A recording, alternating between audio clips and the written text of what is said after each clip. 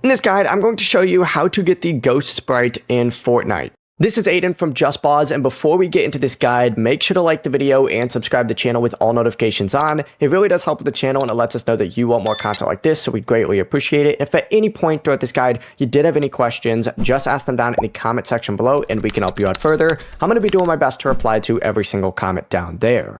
Now, first things first, the Ghost Sprite can be found by opening chests at night. So what you're going to want to do is essentially just focus on looting as many chests as humanly possible as soon as nighttime begins. And we have full videos going over like the best routes to get as many chests as possible for farming these. So I recommend checking that out. But really the basis of it is just opening up as many chests as possible once nighttime begins. As soon as you find one from a chest, you can take it to really any extraction zone, or you could use a portable extractor if you have one, and successfully extract it to permanently add that Ghost Sprite over to your Sprite collection. The process really is as simple as that.